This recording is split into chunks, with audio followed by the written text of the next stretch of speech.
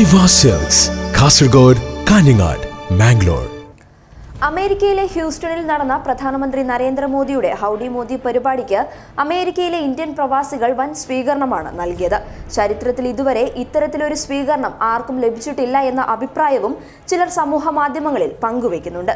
എന്നാൽ സ്വന്തം കയ്യിലെ പണം മുടക്കി അന്യരാജ്യത്ത് പോയി പ്രധാനമന്ത്രി നരേന്ദ്രമോദി കുറച്ച് ബഹുമാനം സ്വീകരിക്കുക മാത്രമാണ് ചെയ്തിരിക്കുന്നത് എന്ന വിമർശനവും ഉയർന്നു വരുന്നുണ്ട്.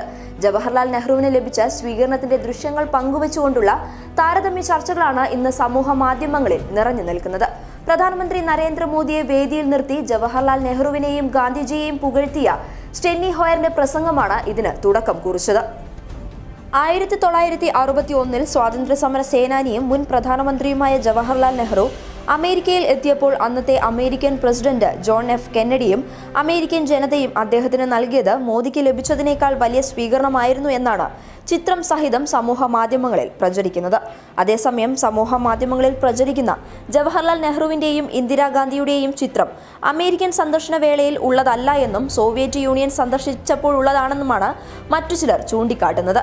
1955 നെഹ്റു സോവിയറ്റ് യൂണിയൻ സന്ദർശന വേളയിൽ 50,000-ത്തിലധികം ജനങ്ങളാണ് അദ്ദേഹത്തെ സ്വാഗതം ചെയ്യാനെത്തിയത്. പണ്ഡിറ്റ് നെഹ്റു വിദേശ രാജ്യങ്ങളിൽ പോലും വളരെയധികം ജനപ്രിയമുള്ള നേതാവായിരുന്നുവെന്നും അദ്ദേഹത്തെ അന്നത്തെ മഹാശക്തികളായ USSR എന്നിവ വളരെ ആവേശത്തോടെയാണ് സ്വീകരിച്ചതെന്നുമുള്ള സമൂഹ മാധ്യമങ്ങളിലെ പോസ്റ്റുകൾ.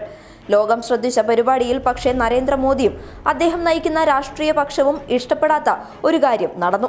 US ഹൗസ് മെജോറിറ്റി ലീഡറായ സ്റ്റെന്നി എച്ച് ഹോയർ മോദിയെ തൊട്ടരികിൽ നിർത്തി ആധുനിക ഇന്ത്യയെ നിർമ്മിക്കുന്നതിൽ നെഹ്റുവിന്റെ പ്രാധാന്യം എടുത്തു പറഞ്ഞു.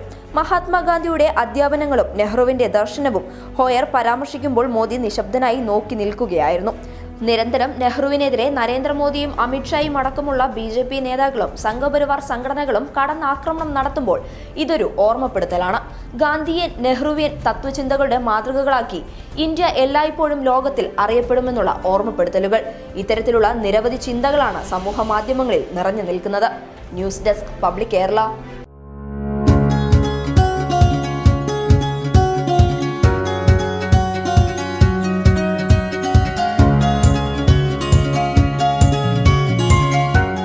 ഇനി സേവനങ്ങൾ വിരൽത്തുമ്പിൽ. ബിസ്മി home nursing service, Anangoor, Kasaragod.